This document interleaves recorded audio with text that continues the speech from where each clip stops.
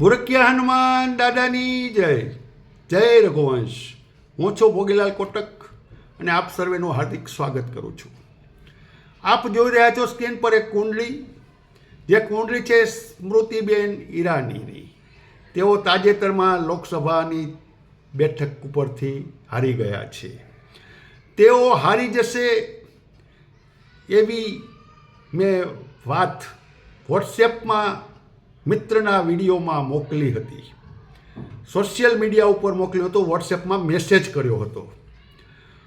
અને રિઝલ્ટના 7-8 દિવસ પહેલાં તો આપે જોયું રિઝલ્ટ કે સ્મૃતિબેન ઈરાની હારી ગયા છે. તો હવે રીલ વિડીયોમાં હું બધી ડિટેલ આપી ન શકું. તો આ વિડીયોમાં આપને જણાવી રહ્યો છું કે સ્મૃતિબેન ઈરાની શા માટે હાર્યા. તો આ કુંડળી જોઈ રહ્યા છો, તેમની સાઇટ ઉપર સ્ક્રીન ઉપર મિથુન લગ્નની કુંડળી છે. 12મા સ્થાનમાં જ્યાં 2 નંબર લખ્યા છે ત્યાં મંગળ શનિ બેઠા છે. 8મા સ્થાનમાં 10 નંબર લખ્યા છે ત્યાં રાહુ બેઠા છે. બીજા સ્થાનમાં જ્યાં 4 નંબર લખ્યા છે ત્યાં કેતુ બેઠા છે. 10મા સ્થાનમાં જ્યાં 12 નંબર લખ્યા છે ત્યાં સૂર્ય અને બુધ બેઠેલા છે. તો આ છે તેઓની કુંડળી મિથુન લગ્નની. કોઈ પણ ઘટના ઘટિત ત્યારે થાય, ઇવેન્ટ ત્યારે થાય, સારો ઇવેન્ટ કે નબળો ઇવેન્ટ, મેરેજ થવા કે ડિવોર્સ થવા, સંતાનનો જન્મ થઈ જવો કે સંતાન મિસ થવું, એ બધું જ ડિપેન્ડ અપોન દશા, અંતરદશા અને ગોચર આધારિત છે. અને તમારી કુંડળી અને મૂળ કુંડળી સપોર્ટ શું કરે છે તો એના આધારે આપણે જોવાનું રહે છે. તો આ કુંડળીમાં આપણે દશા જોઈએ છીએ તો હાલમાં તેઓને કેતુમાં ગુરુની અંતરદશા ચાલી રહી છે. 13/7/23થી ગુરુની અંતરદશા શરૂ થઈ અને કેતુની તો મહાદશા છે, એ લાંબા સમયથી ચાલે છે. કેતુ મહાદશા ચાલે છે એ 2019 જુલાઈથી ચાલુ થઈ છે અને 7 વર્ષની હોય. તો અત્યારે કેતુમાં ગુરુની અંતરદશા ચાલે છે. હવે આપણે જોઈએ કે કેતુના નક્ષત્ર સ્વામી કોણ છે.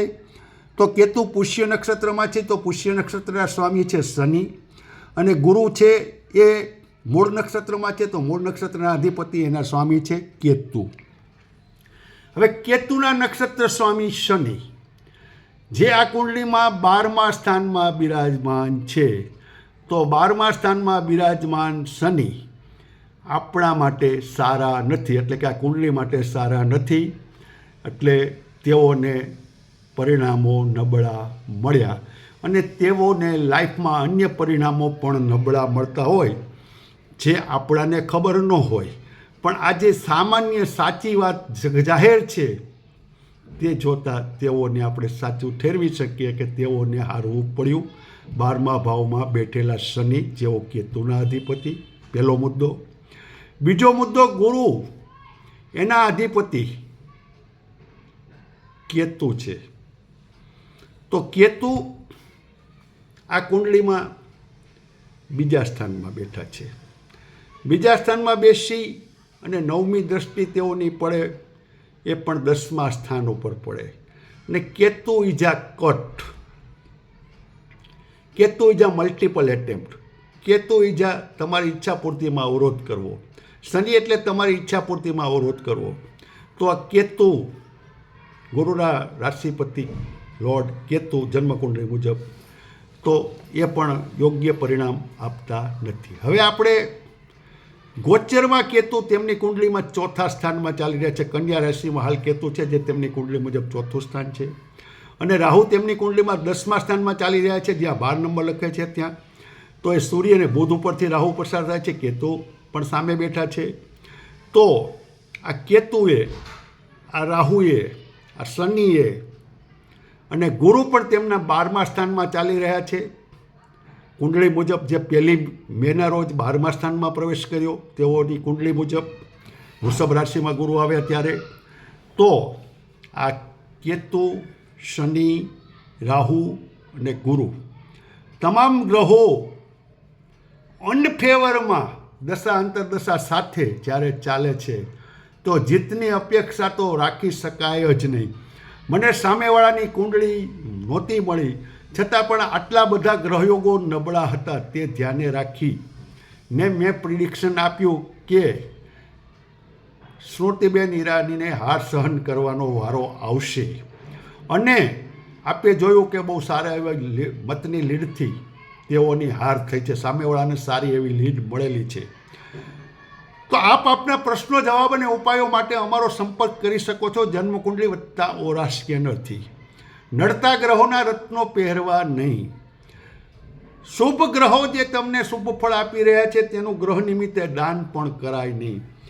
તો જ્યારે એનું સાચું નોલેજ ન હોય ને અધકચરા જ્યોતિષી જ્યારે ઉપાય આપી દે ત્યારે મોટી મુશ્કેલીઓ આવે છે અને તમારી મુશ્કેલીઓમાં વધારો થાય છે, ઘટાડો નથી થતો.